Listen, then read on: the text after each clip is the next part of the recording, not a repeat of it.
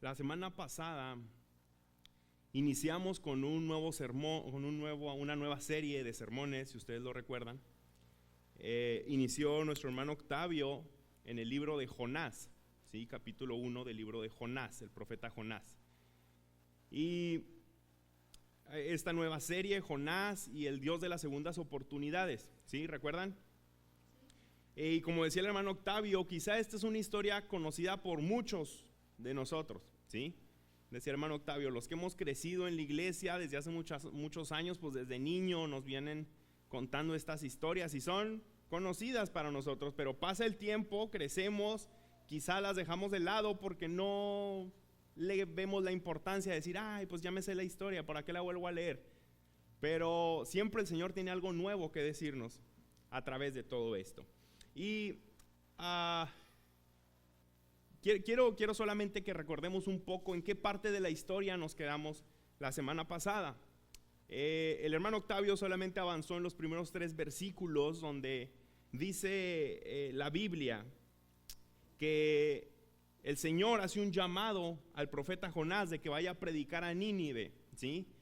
Y dice la Biblia que Jonás, renuente, negativo, dijo, yo no voy, yo no, ¿sí? Y literalmente dice la Biblia que Jonás se levantó para huir, ¿sí? Para huir del llamado que el Señor le estaba haciendo, para alejarse de ese propósito, ese llamado que el Señor tenía para Jonás. Él decide irse, él decide alejarse, ¿verdad? Entonces, ahí paramos la historia. Vamos a continuar en lo que vamos a ver el día de hoy, lo que el Señor quiere hablar al día de hoy para nosotros. Y miren, se creen o se dicen muchas razones por las cuales Jonás quiso huir de ese propósito. Puede ser, no sabemos, puede ser que quizá para Jonás se le hizo un trabajo muy difícil, ¿sí? Se le pudo haber hecho un trabajo sumamente difícil, el que Dios le estaba pidiendo, porque recuerde que al lugar donde el Señor lo estaba mandando a predicar, era un lugar donde había muchísima maldad, era un pueblo muy sanguinario, tenía prácticas horribles, tenía prácticas demoníacas, ¿sí? Y el Señor lo estaba mandando a predicar a ese lugar.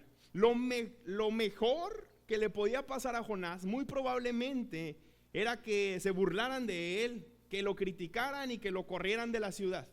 Eso era lo mejor que le podía pasar. Pero quizá si él iba y predicaba, lo aprendían, lo torturaban y finalmente lo asesinaban cruelmente.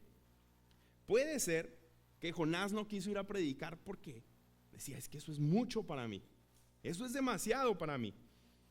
O quizá Jonás también él argumentaba o él creía que los asirios no podían escapar del juicio de Dios, ¿sí? A lo mejor Jonás pensaba y decía, no, ellos son malos, ellos son un pueblo malo, ellos tienen que pagar las que deben y el Señor se las tiene que cobrar y que enfrenten su castigo.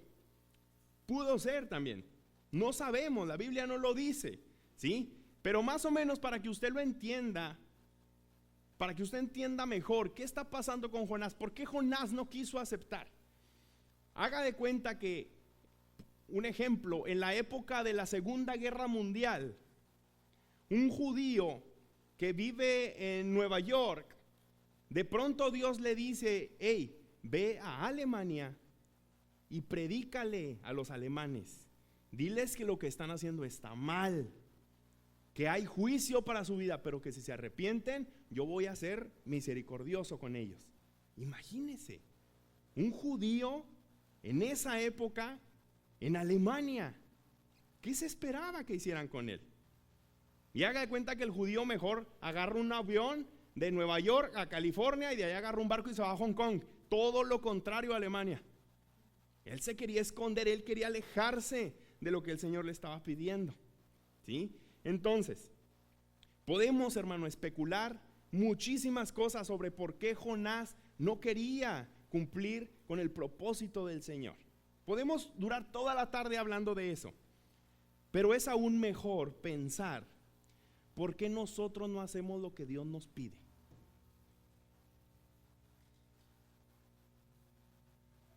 Podemos estar toda la tarde hablando de Jonás, pero es más importante pensar por qué yo no hago lo que Dios me está pidiendo. Mire, hoy toca aplicar lo que yo llamo la regla Ernesto Reyes. Hoy yo soy nomás el mensajero, ¿sí? Yo traigo una carta. Si la carta no le gusta lo que dice, no se va a enojar conmigo, no la va a agarrar conmigo. Vaya ya con quien escribió la carta, ¿sí? Yo nomás soy el mensajero. Pero mire, el mensaje de esta tarde es para aquellas personas que alguna vez han sabido lo que Dios quería que hicieran, pero eligieron hacer lo contrario. Es para los que alguna vez han sentido la voz de Dios decirles, habla, pero mejor decidieron callar. Es para las personas que Dios les dijo, quédate, pero mejor se fueron.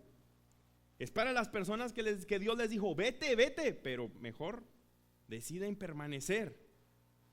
Es para los que saben que hay algo en su vida que Dios ha estado señalando desde hace tiempo, pero todavía lo están postergando.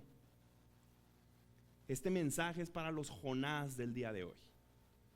Para los que no están en un barco literalmente, pero que sí están huyendo de la voluntad de Dios. Quizá ninguno de nosotros vamos rumbo a Tarsis, pero estamos yendo muy lejos, contrario a la voluntad de Dios. Entonces yo le quiero pedir, hermano, que me acompañe por favor a la Biblia. Vamos al libro del profeta Jonás. Seguimos en el capítulo 1. Voy a leer yo del versículo 4 al versículo 16. Y ya sabe lo que siempre le pido, yo lo leo por usted, no lo busque, yo lo leo por usted, solamente póngame mucha atención. Pero el Señor, dice, arrojó al mar un fuerte viento y hubo una tormenta tan grande que el barco corría el peligro de romperse en pedazos. Los marineros estaban muy asustados, cada uno le rogaba a su propio Dios y arrojaron la carga al mar para quitarle peso al barco. Mientras tanto, Jonás había bajado al interior del barco y se encontraba sumido en un sueño profundo. Entonces el capitán se le acercó y le dijo, ¿qué estás haciendo ahí, dormilón? Levántate y ruega a tu Dios. A lo mejor tu Dios se fije en nosotros y nos ponga a salvo. Entonces los marineros se decían unos a otros, echemos suertes para averiguar quién es el responsable de la calamidad que estamos sufriendo. Así lo hicieron y la suerte señaló que Jonás era el culpable. Entonces le dijeron, dinos, ¿por qué? ¿Por causa de quién estamos pasando esta calamidad? ¿Cuál es el propósito de tu viaje? ¿De dónde vienes? ¿Cuál es tu país? ¿Quién es tu gente? Jonás le respondió, yo soy hebreo y adoro al Señor Dios del cielo, creador del mar y de la tierra. Entonces los hombres se asustaron mucho y le preguntaron, ¿qué es lo que has hecho? Pero sabían que estaba huyendo de la presencia del Señor porque Jonás se los había contado. Versículo 11, como la tormenta era cada vez más fuerte, le preguntaron a Jonás, ¿qué debemos hacer contigo para calmar el mar? Agárrenme y échenme al mar y la tormenta se calmará. Yo sé que esta terrible tormenta cayó sobre ustedes por culpa mía. Versículo 13, los marineros empezaron a remar con todas sus fuerzas, con la esperanza de llegar a tierra firme, pero no lo lograron, porque el mar se ponía cada vez más violento y se volvía en contra de ellos. Entonces clamaron así al Señor, Señor, no nos hagas morir por quitarle la vida a este hombre. No nos culpes por matar a un inocente, porque tú eres el Señor y actúas como bien te parece. Dice el versículo 15, así pues, agarraron a Jonás y lo lanzaron al mar, y el mar se calmó. Quiero que usted escuche esto, póngame atención con esto que le voy a decir. Cuando decides huir de lo que Dios te está pidiendo, no solo te alejas de su plan, te acercas a las consecuencias. Cuando decides no hacer lo que Dios te está pidiendo, te alejas del plan de Dios, pero te estás acercando a las consecuencias. Y es de lo que yo quiero hablar en esta tarde. ¿Cuáles son las consecuencias con las cuales yo me voy a encontrar por no obedecer a Dios? ¿Cuáles son esas consecuencias que yo voy a tener que enfrentar si me alejo de la voluntad de Dios, si me alejo de lo que Dios me está pidiendo? La primera de ellas, cuando decidimos alejarnos del propósito de Dios, que esto se puede resumir en desobediencia, ¿sí? Cuando nosotros desobedecemos a Dios, una de las primeras causas que una de las primeras consecuencias, que nosotros vamos a enfrentar es que vamos a tener planes truncados. Nuestros planes se van a echar a perder. Nuestros planes se van a detener totalmente. Decía en el versículo 4 que leíamos ahorita: pero el Señor arrojó al mar un fuerte viento y hubo una tormenta tan grande que el barco corría el riesgo de romperse en pedazos. El Señor sabía que Jonás estaba huyendo del propósito de él, de lo que el Señor le había pedido. Entonces el Señor tenía que detener a Jonás. De alguna manera lo tenía que hacer. ¿Cómo lo hizo? Arrojó una fuerte tormenta al mar. Asimismo, hermano, nosotros seremos detenidos por Dios al momento de querer hacer nuestra voluntad y no la voluntad de Dios. Puede parecer que ahorita todo esté bien, puede parecer que no hay consecuencias, puede parecer que pues va, o sea, yo sé que estoy mal, pero no está pasando nada. Pero cuidado, porque en cualquier momento se puede levantar un fuerte viento y te puede envolver en una fuerte tormenta, porque el Señor tiene que detener tu vida. No es que Dios sea un autoritario, un mandón, un berrinchudo, no. Es solamente que Dios conoce qué es lo mejor para nuestra vida. Él sabe qué es lo mejor para tu vida. Dice la Biblia en Jeremías que Él tiene planes mucho mejores que los que nosotros tenemos. Y esos planes que Dios tiene para nosotros es para darnos un futuro y para darnos una esperanza. Él sabe lo que necesito. Él conoce tu situación. Él conoce lo que tú estás atravesando y lo que pasa. Pero eso no nos da el beneficio de hacer lo que nosotros queramos. Eso no nos da el beneficio de hacer mi propia voluntad si Dios me está pidiendo algo más. Porque Él conoce los planes que tiene para mí. No es que Dios sea berrinchudo y es que tienen que hacer lo que yo digo. No, Dios no se comporta como tú y como yo. Él lo que ve, Él lo que hace, lo hace por amor. Únicamente Él trabaja a través del amor. Él no piensa como tú y yo pensamos. Guardemos, hermano, nuestra vida de hacer lo incorrecto ante los ojos de Dios. Tristemente, el hombre siempre cree que puede engañar a Dios, ¿verdad? A veces nosotros decimos: si lo hago de esta manera, Dios lo va a aprobar. Si no dejo de ir a la iglesia, pero sigo haciendo esto, Dios va a estar bien. Si yo doy mi ofrenda, si yo doy mi diezmo, no le hace que viva como yo quiera. Dios va a estar bien con eso. Creemos que podemos llegar a engañar a Dios. Pero mire, que hagas algo incorrecto de la manera más correcta a la que se puede hacer, no quiere decir que va a ser correcto. Si tú estás haciendo algo que no le agrade a Dios, por muy bonito que lo quieras presentar y ver, va a seguir siendo incorrecto. Va a seguir siendo pecado. Aunque tú hagas las cosas de la forma más decente, más devota, más sutil, es totalmente pecaminoso. Y eso te pondrá bajo condenación. El Señor te tiene que detener de algo que puede poner en riesgo tu vida física y, más importante, tu vida espiritual. Si tú vas por un camino que no tiene éxito, si tú vas por un camino el cual el Señor no ha planeado para ti, el Señor te tiene que frenar, porque Él sabe que estás en riesgo. Él sabe que tu vida espiritual está en riesgo. Es por eso que Él te tiene que detener. Ahora mire, Dios va a soplar vientos que interrumpan nuestro rumbo. Por eso dice la Biblia que Él hizo levantar un fuerte viento, ¿sí?, para Jonás. Es decir, que provocó una circunstancia que Jonás no podía controlar. Jonás no lo iba a poder solucionar. Ahora póngase a pensar, ¿cuántas cosas en su vida le están saliendo mal? ¿Cuántas cosas usted ya no puede controlar? Es que ya no puedo controlar a mis hijos. Es que ya trabajo todo lo que puedo, pero no me rinde el dinero. Es que hago todo lo que puedo, pero nada me sale bien. Porque el Señor lo tiene que detener de esa forma, con algo que no esté en sus manos, que no lo pueda resolver usted fácilmente.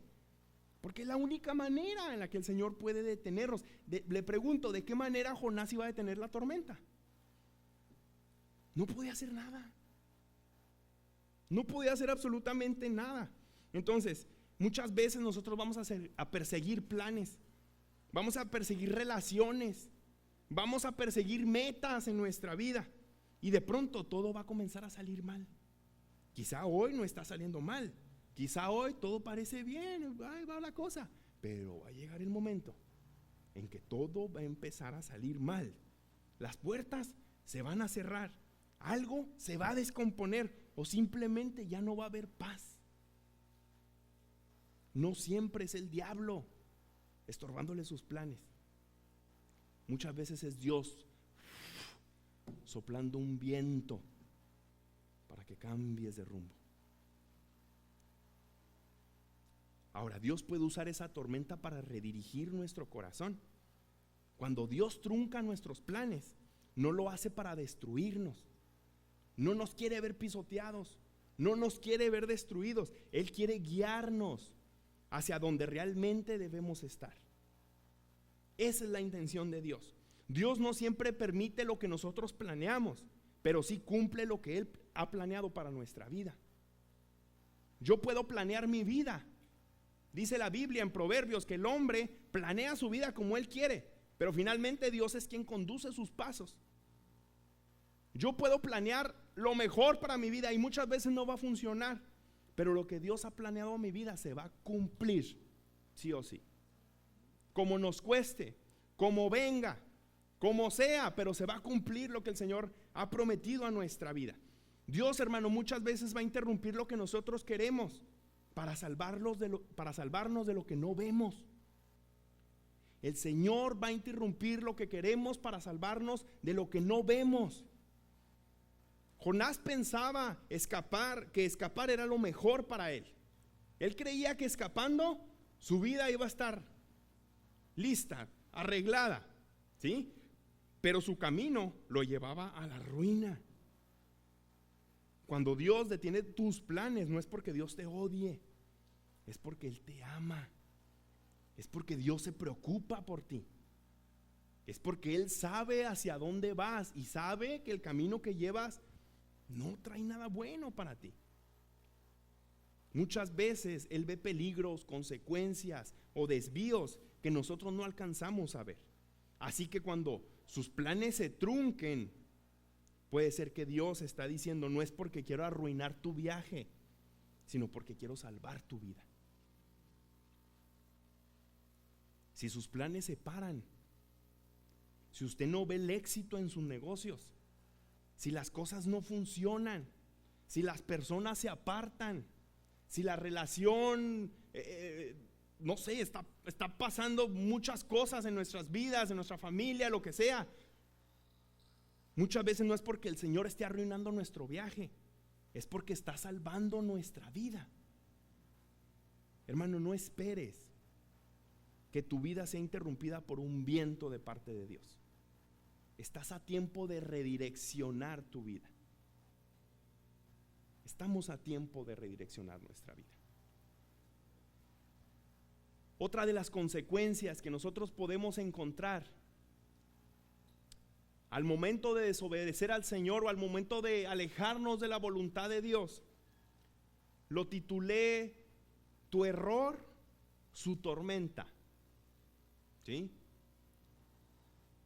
A ver si lo pueden poner. Dice: tu error, su tormenta, para que lo entiendan mejor. Fíjese lo que dicen los versículos 5 y el versículo 8. Dice: los marineros estaban muy asustados. Cada uno le rogaba a su propio Dios y arrojaron la carga al mar para quitarle el peso al barco. Mientras tanto, Jonás había bajado al interior del barco y se encontraba sumido en un sueño profundo.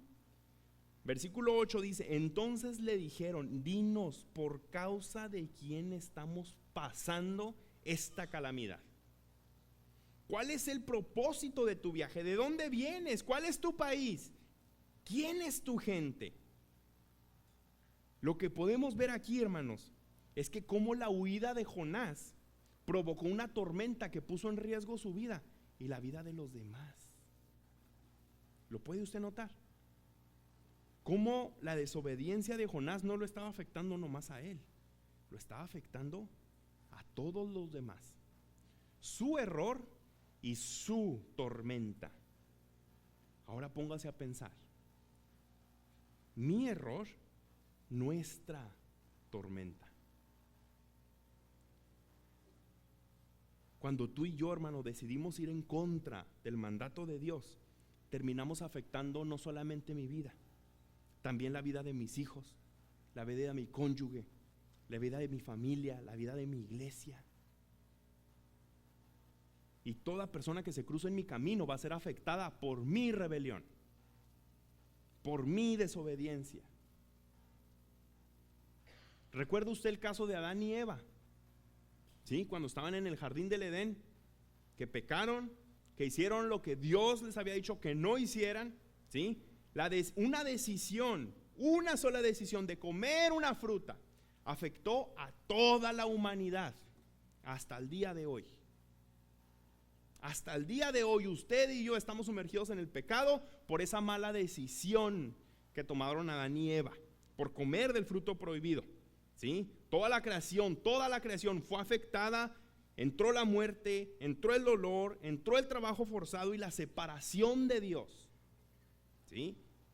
Hace poco leía yo que cuando Adán y Eva pecaron en el huerto del Edén, cuando van y se esconden, ¿sí? Porque sabían que habían pecado, dice la Biblia que viene Jehová y le dice: Adán, ¿dónde estás? Y no es porque Dios no supiera dónde estaba Adán. Unos comentaristas argumentan y dicen: muy probablemente Dios había visto el gran abismo que se había hecho entre Dios y el hombre, y Dios estaba preguntando aterrorizado: ¿qué hiciste? Adán, ¿qué hiciste? ¿Dónde estás? Antes caminaban juntos el hombre y Dios. Cuando Adán peca, se destruye esa conexión, se destruye esa relación. Hasta el día de hoy. Hasta el día de hoy.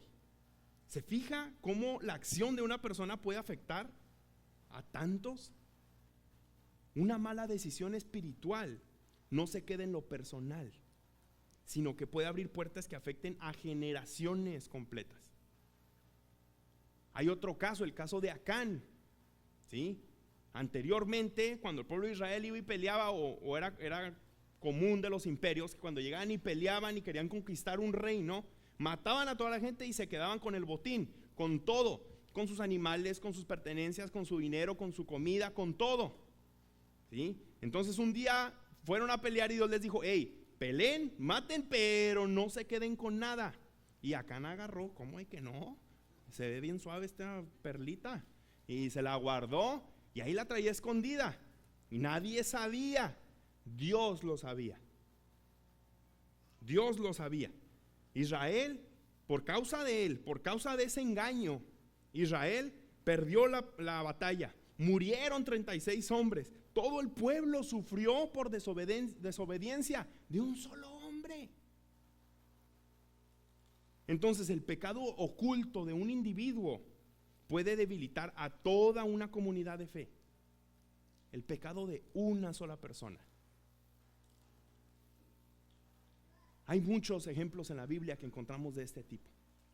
Esto solamente nos confirma, nos asegura que si estamos en contra de la voluntad de Dios, no voy a ser el único afectado. Todos a mi alrededor se van a afectar. Mis hijos, mi cónyuge, mi iglesia, Es algo que tenemos que pensar.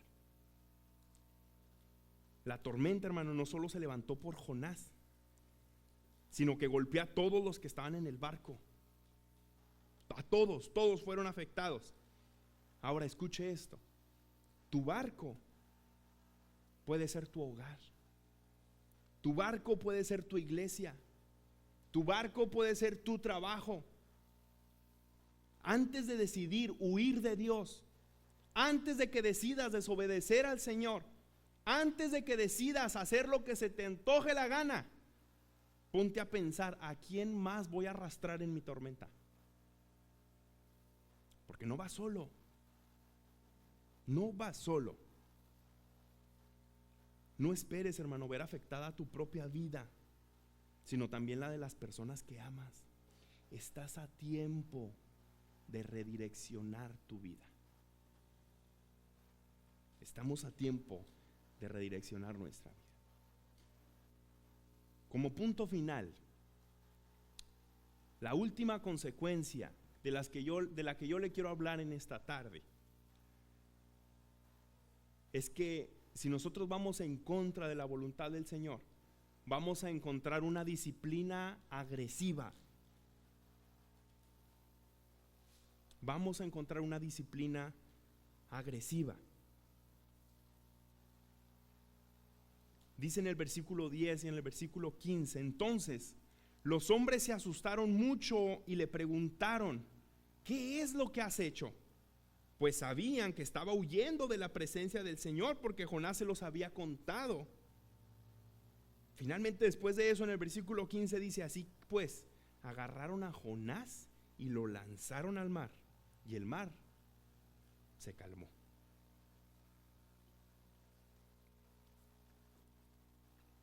La disciplina agresiva de Dios no es un castigo. Yo quiero que usted se meta muy bien esto en su cabeza. La disciplina agresiva de Dios no es un castigo, es un rescate. Es un rescate. El Señor nunca va a venir a disciplinarte de la noche a la mañana.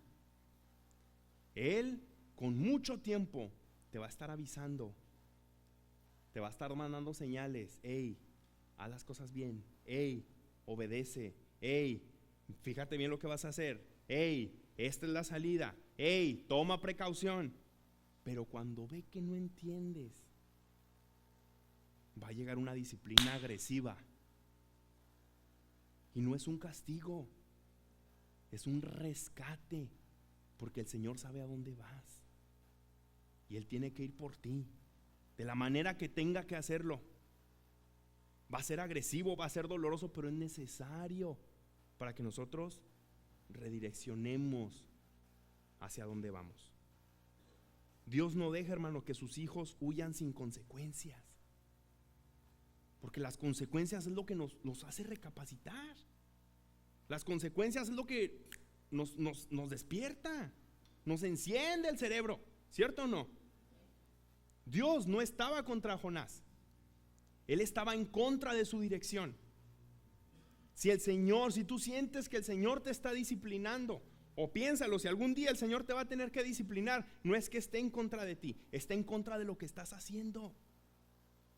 No le reclames y no le digas: Señor, es que tú me tratas. No, tus acciones.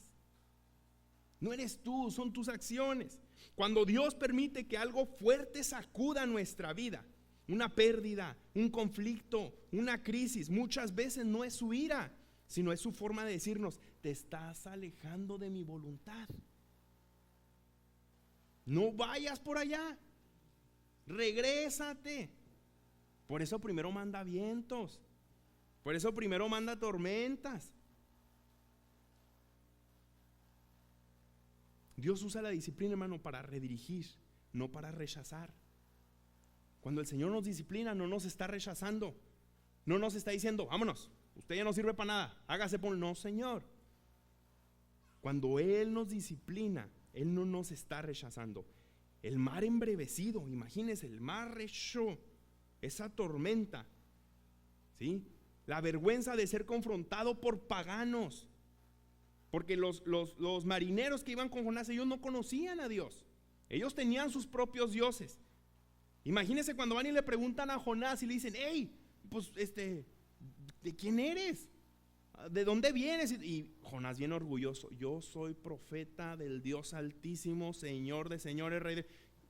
Oiga, los marineros como que pues, ¿y luego? Pues no, que es el Señor del dueño de cielo y tierra, y ve cómo te trata. Ve lo que está haciendo contigo, ve lo que nos está haciendo pasar a nosotros.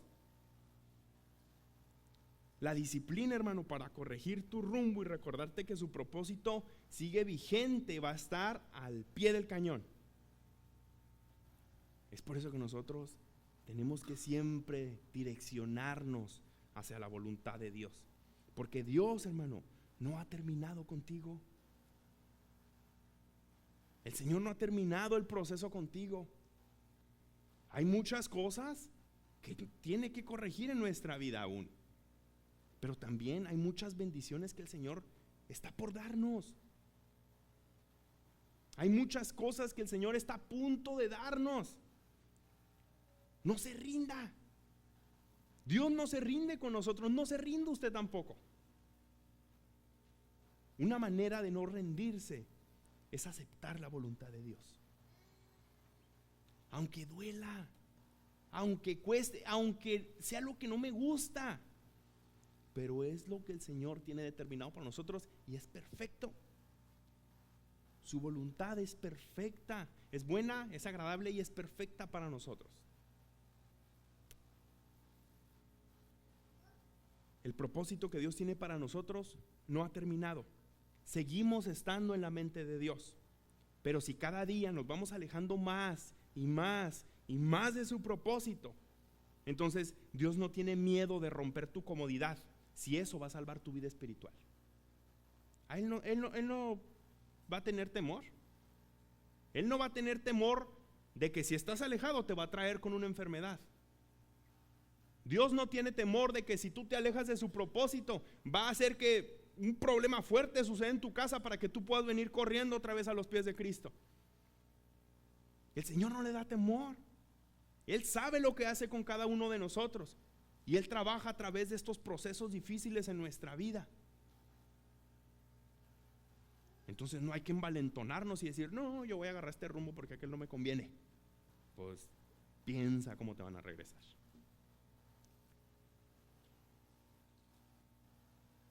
Dice la Biblia que Él no quiere que nadie se pierda, sino que todos procedan al arrepentimiento.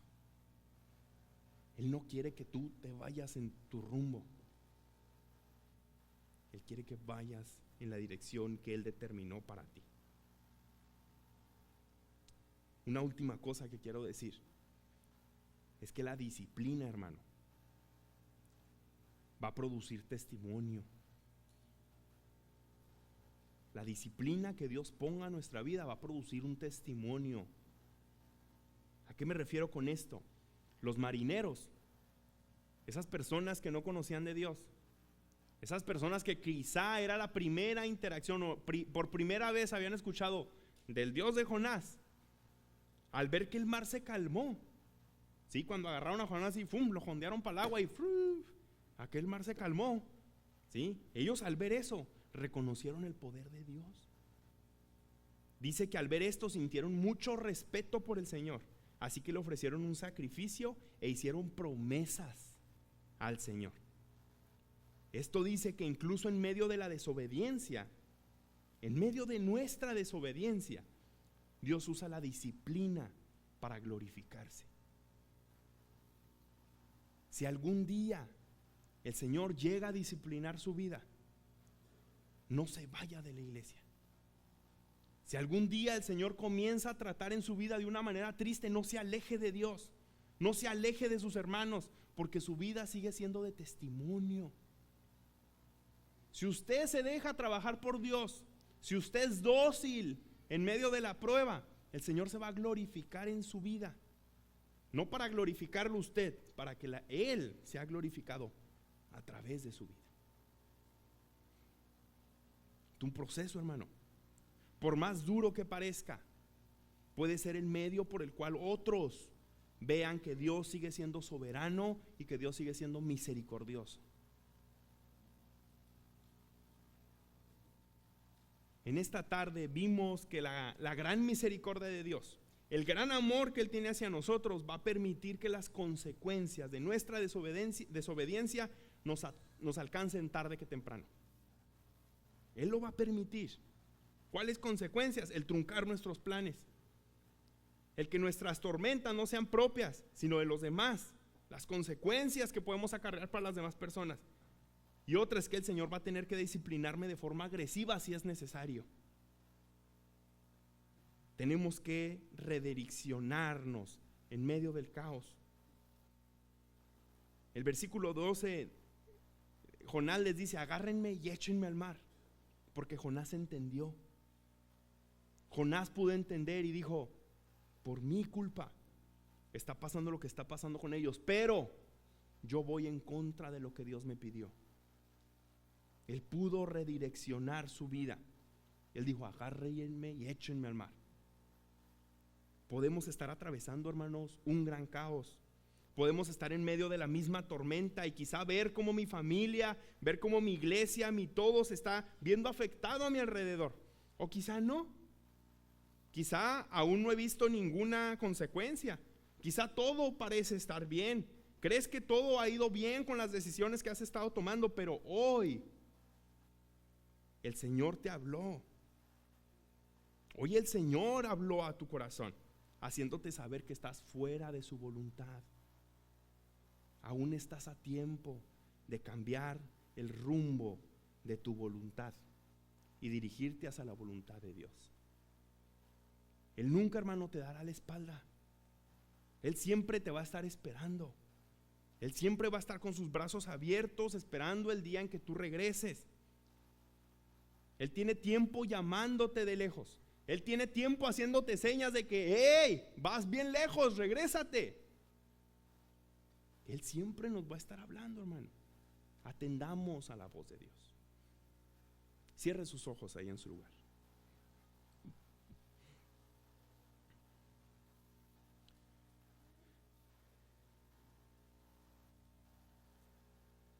Quizá en estos días tú no has tenido paz.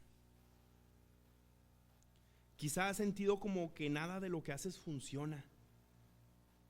Quizá todo termina mal. Tus amistades se han alejado. No has podido dormir tranquilo, tranquila. No le encuentras sentido a hacer ciertas cosas. Vives en automático. En este día ponte a pensar si estás lejos de la voluntad de Dios.